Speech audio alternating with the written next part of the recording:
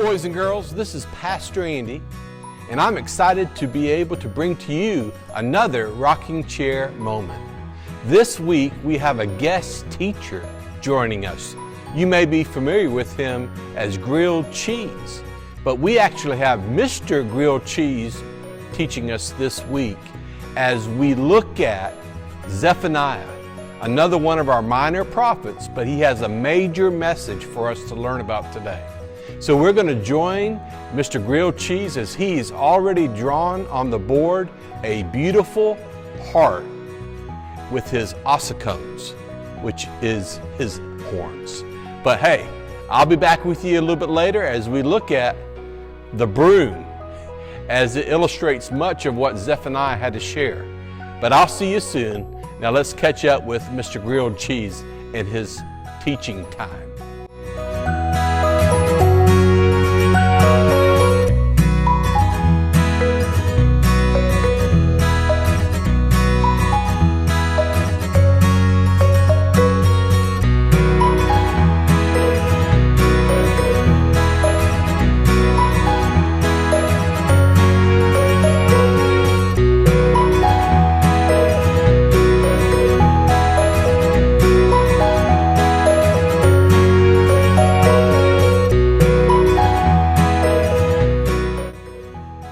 Hey, Quesadilla. Hi, Grilled Cheese. It's good to have you here with me today. It's good to be with you today. It gets a little lonely here. Yeah, it's good to hang out with our friends. Yeah, even though it's just by video. Miss Dwan, I haven't seen Miss Dwan, and it's time to do this week's lesson. Yeah, she called me, and she told me she's taking some time off for the 4th of July. Oh. And she asked me to teach this week. Really? Yeah, and that's why I am so excited to have you with us today. I get to be a student? Yeah, you're a student, and I am Mr. Grilled Cheese, the teacher. Wow, that's awesome. And if you look over here on the board, I've already drawn some hearts with my ossicones. Yeah. Oh, you an artist. Well, how did you... Oh. I drew them with my ossicones. My ossicones are my horns, if you see them on top of my head. Oh. Yeah. I don't have hands. Do you want a pair? Let me have a little bite. I'll come down there and just take that. Oh. Oh, thank you. I'll pick that up in a little bit. Oh, you're welcome. Welcome. Did that show you I love you? Yeah. Thank you for demonstrating that love. Love is an important thing. Wow. That's great. Miss Dwan and Pastor Andy have been teaching about these prophets, these minor prophets, and those minor prophets have been really profiting us in our time of teaching. That was a joke. But today I got to talk to you about Zephaniah. Oh. He also lived in Judah. And Judah was the place where the Israelites were at. And they were misbehaving again. And Zephaniah was given some instructions by God to go give a message to the people. Oh, what was the message? Did he call him by phone? Well, send him a text message? Oh, you're funny, Quesadilla. No, they actually, we had to go visit them in person, and that's not what we're getting to do too much nowadays. Oh, no, wait, that's why we don't have friends. I know, that's why we want to talk about love today, because sometimes people don't feel love, and we need to let people know that God loves them and how important it is that they remember that. Like John. Yeah. He taught us how to love. That's right. I love John. But that's for later. Yeah, that's coming up. Miss Dwan will cover that. I can help her. Yeah. Well, Zephaniah noticed that the people were following some bad kings. Yeah. Whoa. These kings weren't showing anybody any love. Actually, they were teaching him their people how to misbehave. We shouldn't follow bad people. No. So the king needed to hear, and the people needed to hear from Zephaniah a important message that he got from God. Yeah. And so he went to visit God's people. Uh-huh. In a way, he went and drew hearts. And those hearts were words.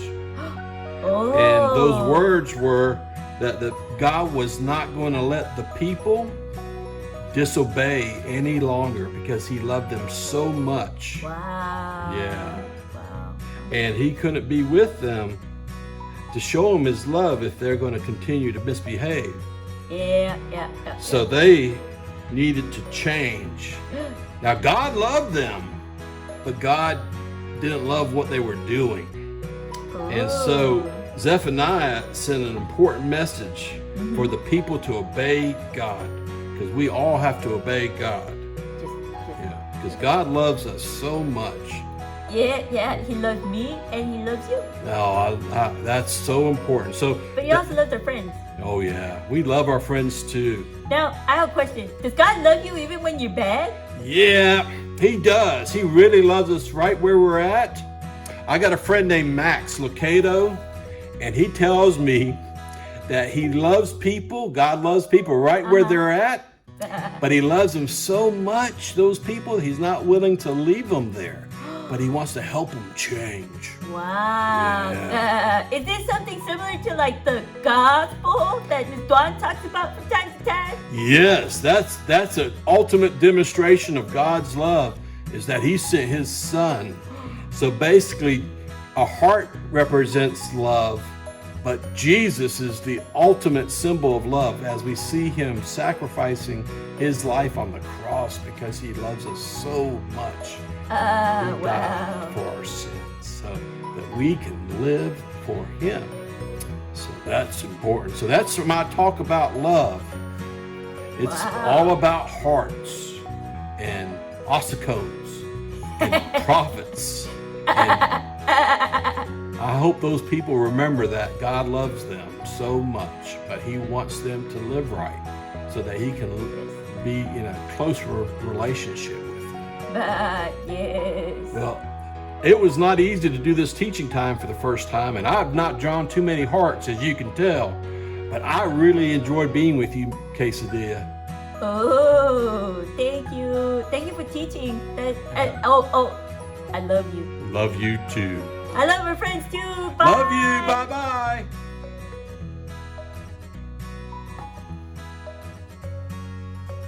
Hey guys, this is Pastor Andy, and I am so glad that you're back with us.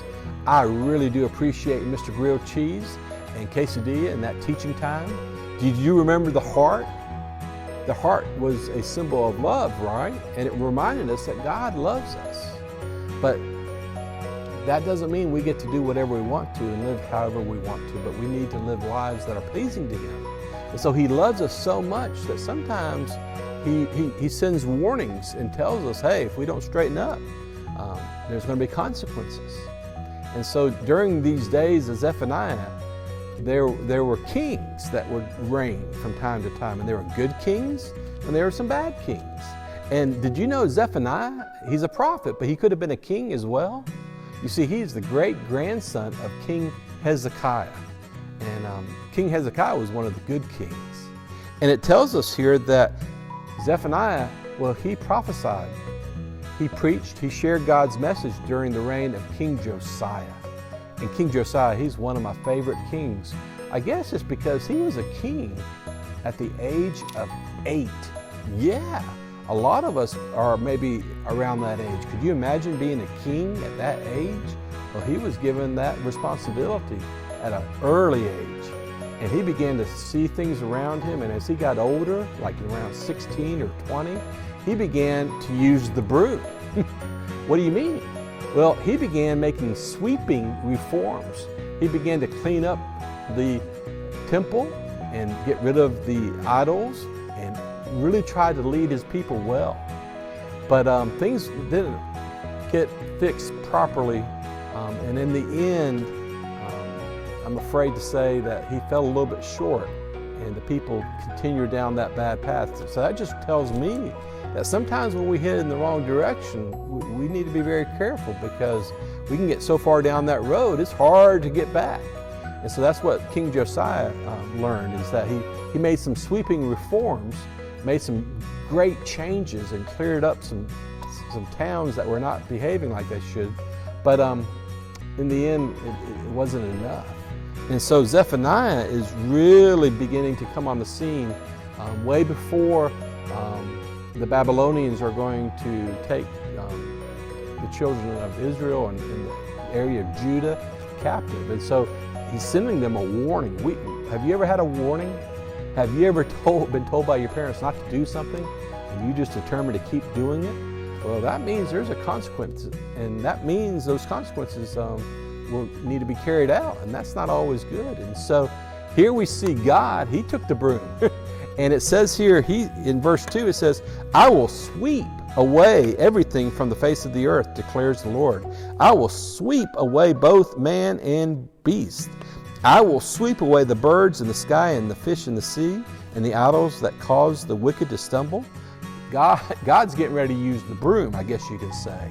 And Zephaniah is warning the people, hey, the day of the Lord is coming, and it's time for people to get right. And so, did they get right? No, not all of them, but some did. And that's the beauty of it, where God sees us where we're at, and he knows that we're not necessarily doing what we should, but he loves us. And sometimes we kind of confuse what love really looks like. Sometimes we think love is just being able to get anything we want and having our way. But real, true love, the God-sized love, sometimes involves a broom. And what that means is sometimes we need to sweep up and clean up our mess, because God's going to do it for us one day if we don't do it ourselves. And so wouldn't it be better for you, for example, to clean up your room and do what's right than have your mom or dad come in and get angry with you about not doing what you're supposed to do? I'm just telling you, it's always better to take the broom and use it ourselves than ask God to take the broom. And that's what he's getting ready to do. He's about ready to sweep and clean out the place, if you know what I mean. But there was a remnant, and there's always going to be a remnant. And I pray that we're all part of that remnant, in the sense of those few faithful followers of Jesus Christ. And that's what I want to encourage you with today, that God sends his loving Son, Jesus Christ, to this earth so that we can not live in sin, but to live with this new life through finding forgiveness through Jesus Christ, and being able to live a life that he's called us to live, and not choosing to sin, but choosing to follow Christ, and taking the broom and sweeping up and cleaning up the messes that we can make sometimes. So King Josiah, he used the broom. God is going to use the broom. But before that, maybe we should use the broom, and we should start cleaning up areas of our lives that we know that God's not pleased with, so that he can not only love us, because he always loves us, but we can experience that love even more.